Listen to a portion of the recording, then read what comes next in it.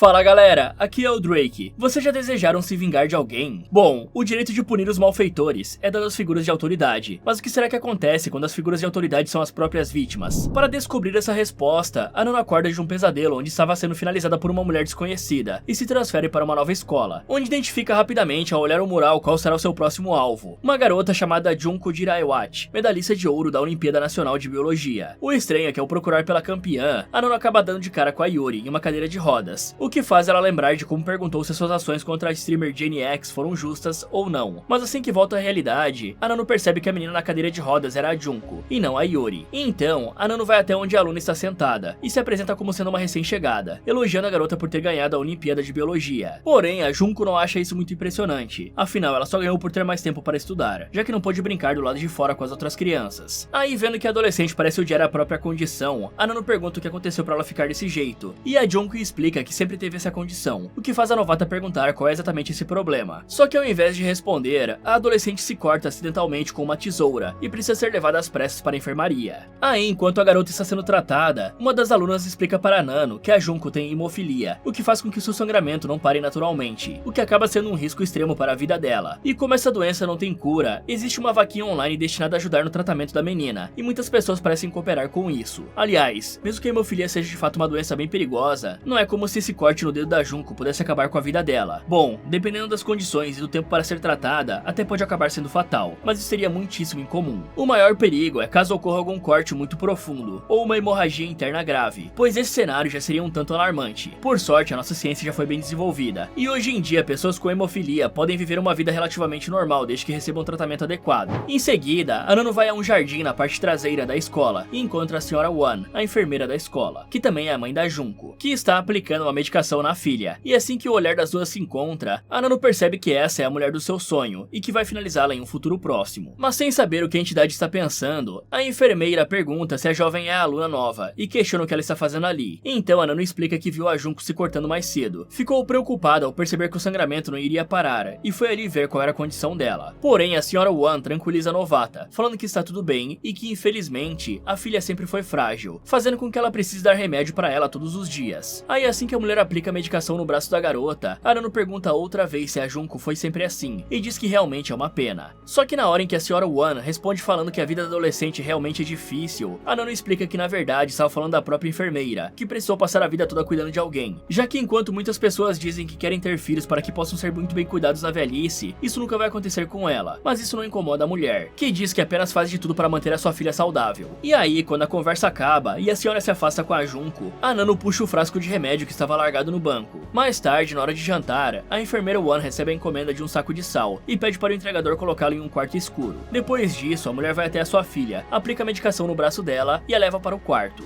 Com isso feito, ela volta para o quarto escuro e joga uma enorme quantidade de sal dentro de uma caixa enorme. O que ela não percebe é que logo após sair, Anano acende a luz, mostrando que estava ali dentro o tempo todo. No dia seguinte, a Sra. One está na enfermaria quando vê um vulto passando atrás da cortina de isolamento da maca e pergunta quem está ali. Mas como ninguém responde, ela vai até lá checar e não encontra nada. Porém, Anano aparece de surpresa atrás dela, dando um susto na mulher e fazendo ela perguntar o que a menina deseja. Aí, em resposta, Anano fala que se transferiu para essa escola justamente para encontrar uma certa professora. O problema é que até agora, ela ainda não encontrou essa certa professora, o que é estranho, já que a mulher trabalhava exatamente na enfermaria. E percebendo que a novata está falando da professora Supatra, a One explica que ela saiu no semestre passado e que ninguém vai saber dizer para onde ela foi, visto que é uma questão particular. Mas a Anano acha isso estranho, pois as duas enfermeiras deveriam ser bem próximas, já que trabalhavam juntas há muito tempo. E ao ouvir isso, a Sra. One fala que também foi pega de surpresa quando a mulher foi embora, sem se despedir ou responder suas mensagens. O problema é que as perguntas da Anano não param por aí, pois ela fala que além da Sra. Supatra, ela também não viu a professora Kemaka, que lecionava biologia, isso sem contar mais outros 4 educadores, que também desapareceram, o que parece ser bem bizarro. Porém, a Sra. One fala que não tem nada de estranho nisso, já que é normal que os professores deixem a escola após encontrarem um local melhor. E como se debochasse dela, Anano pergunta se por lugar melhor, ela está falando de um lugar abafado, úmido e cheio de maresia, descrevendo justamente o quarto escuro que tem na casa da mulher. Aí depois de alguns segundos bem tensos, Anano explica que está falando de alguma escola perto da praia. E para descontrair, a novata fala que é uma pena que a mulher não consiga se mudar também, já que precisa ficar cuidando da Junko. E quando a enfermeira tenta encerrar a conversa, dizendo para a jovem voltar para a sala, Anano revela que na verdade foi até a enfermaria para devolver o frasco de remédio que a senhora tinha esquecido no banco do jardim. Mas o estranho é que no começo, ela pensou que fosse um remédio para tratar a hemofilia da adolescente. Só que após dar uma provada provada, ela descobriu que não é. Então, a Nano fala sobre como essa escola é estranha e vai embora, deixando o frasco com a mulher. E caramba, né? Será que a polícia da Tailândia é muito incompetente ou a enfermeira é uma mestra do crime que sabe tudo sobre como sumir com corpos e fazer as pessoas desaparecerem sem levantar suspeitas? Porque não é possível que tenha tanta gente sumindo nessa escola e não tenha tido uma investigaçãozinha. Nesse ponto, eu acho até que se fosse a One que tivesse ajudado a Jenny X, o plano não teria dado errado e a streamer realmente teria sumido pra sempre. Alguns minutos depois, enquanto a senhora One está pensando na conversa, uma aluna chega ali desesperada, dizendo que a Junko caiu no banheiro. Por isso, a menina é trazida rapidamente para a enfermaria e recebe o tratamento imediato. O estranho é que nessa hora, a Nano manda várias mensagens para a enfermeira, perguntando o que ela está injetando na própria filha para deixá-la fraca, além de enviar algumas fotos do quarto escuro, que mostram sacos de sal e um corpo em decomposição coberto de sal, com a última mensagem sendo a pergunta de que se ela deveria ou não publicar tudo na internet. Paralelo a isso, a Yuri vai até onde a Nano está e pergunta se a entidade está feliz em apenas desmascarar a criminosa, dizendo que se estivesse em seu lugar com certeza iria finalizar a senhora One, até porque também foi essa mulher que a Nano viu no sonho. Porém, a Nano não dá bola para a Yuri, dizendo que a jovem só pensa em finalizar pessoas e afirmando que esse sonho nunca vai se tornar realidade. Nessa hora, a enfermeira manda uma mensagem para a Nano e pede para as duas terem uma conversa. Então, alguns minutos depois, quando a Nano aparece no jardim, a senhora One pergunta se a novata realmente acha que vai acreditar nela, e como resposta, a entidade apenas diz que a melhor prova está no corpo da Junko, fora que a enfermeira esconde os cadáveres da própria casa. Aí, sabendo que a mulher parece nervosa, a Nano pergunta se é tão fácil assim ganhar dinheiro com a compaixão das pessoas, tendo que ferir a própria filha para se sustentar, já que não consegue viver apenas com o salário de professora, e que por tudo que ela fez, está na hora dela sofrer uma punição. E aí, assim que a Nano puxa o celular para divulgar as fotos, a senhora One ataca a aluna com uma seringa para tentar imobilizá-la, o que não dá certo, já que a Nano simplesmente segura a mão da mulher e derruba a seringa. Então, ela fala para a professora que terão centenas de pessoas indo atrás dela na hora em que a verdade for revelada, e decide publicar as fotos. Só que antes disso acontecer, a senhora One explica rapidamente toda a situação, dizendo que o dinheiro das doações vai direto para as famílias das pessoas que morreram, algo que a Nano acha hilário, já que claramente é uma mentira. Aí, sem se abalar, a enfermeira explica que não envenena a filha pelo próprio bem-estar, mas sim pela segurança de todos. Afinal, a Junko é um monstro, e que na verdade, foi ela quem eliminou as pessoas. Isso porque a garota é frágil desde pequena por conta de uma doença, o que fez com que ela fosse maltratada por seus coleguinhas de escola desde cedo. Como na vez em que as duas jovens a derrubaram da escada e riram da cara dela. Nessa hora, uma professora aparece ali para checar a situação, e mesmo com a Junko dizendo que foi agredida, a mulher acreditou na palavra das duas agressoras, que falaram que só estavam tentando ajudar, e mandou a adolescente deixar de ser um fardo para os outros. Algo que fez a menina começar a odiar as colegas e a escola, preferindo ficar em casa para estudar, até que as pernas voltassem ao normal. E durante esse período, ela se dedicou completamente a estudar a anatomia humana, aprendendo com calma onde ficava cada órgão e ponto vital. No começo, tudo parecia normal para a senhora One, porém um dia, a Junko chamou uma das valentonas para o quarto, e a finalizou com um golpe certeiro na nuca. Aí, alguns minutos depois, quando a enfermeira foi ao quarto da filha oferecer um lanche, ela encontrou a jovem mexendo nos órgãos da colega com admiração, como se estivesse vendo uma obra de arte. E infelizmente não parou por aí, pois nos próximos dias e semanas, a Junko avançava ainda mais nessa obsessão pelo corpo humano, e continuava eliminando os colegas de escola e os professores, fazendo com que a senhora One precisasse dar um jeito de desaparecer com os corpos, colocando eles dentro da caixa no quarto escuro. Ou seja, foi tudo para proteger a Junko e as outras pessoas. Já que como a garota não parecia querer parar com as finalizações, a mãe foi obrigada a aplicar remédios na própria filha para mantê-la fraca, sem conseguir andar, dando o máximo para ser uma ótima mãe, e também para impedir mais mortes. E ela fala que não existe justificativa para nada do que fez, pois a filha realmente é um monstro. O pior de tudo isso é que eu não consigo entender como tudo isso deu tão certo para essas duas até agora. Afinal, todas as finalizações parecem ter acontecido na escola, e de alguma forma a enfermeira conseguiu levar os corpos para casa sem ser vista, limpar o local do crime e tudo mais, sem que ninguém percebesse o que tinha acontecido. O problema é que nessa hora, a Yuri aparece ali com a Junko, mostrando que elas tinham escutado tudo que foi dito pela enfermeira, com a Yuri botando lenha na fogueira, e dizendo que não dava para a menina confiar na própria mãe. Vendo isso, a senhora One se ajoelha perto da garota, e pergunta quem é a Yuri para estar colocando essas ideias na cabeça dela. Em resposta, a Yuri se apresenta como sendo uma amiga muito próxima da Junko, que vem ajudando ela há um bom tempo, algo que a mulher claramente não acredita, e se justifica falando que fez tudo aquilo para que a filha não finalizasse mais pessoas. Só que ao ouvir isso, a adolescente fala que essas pessoas mereceram o que receberam, pois eram colegas que faziam bullying com ela, e professores que sabiam da situação e apenas ignoravam, dizendo até que a coitada era um fardo para a escola. Por isso, tudo que ela queria era se vingar, e a Yuri aparentemente disse que a Junko tem esse direito. Sendo assim, a menina não entende como a própria mãe pode feri-la por esse motivo. Mas a senhora One fala que nunca quis machucar a garota, tudo que tinha em mente era protegê-la, o que estava dando certo, já que a vida delas parecia normal até essas duas desconhecidas aparecerem do nada, algo que a Junko discorda, dizendo que o normal para ela é é finalizar pessoas, uma coisa que foi tirada dela pela própria mãe. Aí nessa hora, a Yuri coloca uma faca em cima das pernas da Junko e explica que há um tempo atrás, trocou todas as medicações da adolescente por vitaminas, e que a filha fraca e vulnerável que ela estava vendo era só uma encenação. Então a menina pega a faca e se levanta, partindo pra cima da mãe com sangue nos olhos. A senhora Wan até tenta correr, porém a Junko consegue dar alguns golpes nela e forçar a mulher a lutar para ficar viva. Isso tudo enquanto as duas imortais assistem e discutem o que devem fazer, com a Nano perguntando por que a Yuri ajudou a Junko, mesmo sabendo que ela era uma verdadeira assassina. Afinal, apesar das diferenças de ideias, as duas sempre tentam punir apenas os malfeitores. Em resposta a isso, a Yuri fala que a adolescente tem sido uma vítima a vida inteira e apenas decidiu se vingar, assim como ela mesma. Aí, entendendo o raciocínio, a Nano fala que pessoas como as duas dificilmente podem ser chamadas de vítimas, algo que a Yuri parece concordar um pouco, falando que agora é difícil até mesmo dizer de quem é a culpa, se é da mãe que aleijou a própria filha para evitar mais mortes, ou da garota que buscou vingança. Ao mesmo tempo, a Sra. Wan consegue desarmar a Junko e pegar a faca, dizendo que não quer agredi-la para ter que se defender, e falando que a menina devia agradecer por tudo que ela fez, deixando a criança viver sem ter que ir para a cadeia. Porém, a Junko ignora tudo isso e parte para cima da mulher, conseguindo assim derrubá-la no chão. Por sorte, antes de ser finalizada, a enfermeira usa um vaso de flor para bater na adolescente e se afasta com a faca, implorando para que a filha desista de brigar, já que ela a ama. Aí, fingindo ficar comovida, a Junko se aproxima da mulher e gruda no pescoço dela, lembrando de como foi chamada de monstro mais cedo. O problema é que mesmo colocando a faca no pescoço da filha, a enfermeira não consegue dar o golpe final, e assim as duas começam a chorar por conta dessa situação terrível. E aí, vendo isso, a Yuri pergunta se a Nano conseguia dizer quem é a culpada nessa história, e nessa hora, a Junko para com um fingimento, e pega a faca da mão da mulher e a golpeia sem pensar duas vezes. Mas no meio do caminho, a Nano interfere segurando a lâmina da faca, algo que faz a Yuri cair na risada. E aproveitando a distração, a Wan pega a faca e ataca a barriga da Nano. Aí, com a aluna em choque, a enfermeira derruba ela no chão e golpeia várias vezes, dizendo que a novata nunca deveria ter se intrometido em um segredo que era de mãe e filha. E então, enquanto é finalizada, a Nano faz uma reflexão, dizendo que a fraqueza da humanidade é tão complicada que o amor pode ser usado como uma desculpa vazia para atos egoístas, pois é assim que os humanos são, e isso realmente faz a entidade chorar, talvez sendo essa a única vez que realmente foi de verdade. Aí, quando garante que a recém-chegada perdeu a vida, a Sra. Wan se encosta no banco para chorar de tristeza pelo que fez. Nessa hora, a Junko aparece por trás dela, pega a faca da própria mão da mãe e elimina a mulher a sangue frio. E aí, com a situação resolvida, a Yuri vai até o corpo da Nano, dá um beijinho de despedida e explica que agora que o tempo da entidade do karma acabou, ela vai dar poder para as pessoas e deixar que elas persigam umas às outras. Então a Yuri corta a mão e esfrega o sangue na boca da Junko, dizendo que as coisas vão ficar muito emocionantes a partir de agora. O que nenhuma dessas duas filhas do karma sabe é que em seguida, enquanto elas se separam para causar caos no mundo, a Nano observa tudo de cima da escola, se questionando se em um mundo com liberdade absoluta, onde as pessoas fazem justiça com as próprias mãos, ela ainda vai ser necessária. Fala galera, quem vocês acham que está certa nessa história? Me contem nos comentários. E se você quiser ver outros vídeos aqui do canal, é só clicar em um desses que está aparecendo na tela. Muito obrigado por assistir e até o próximo.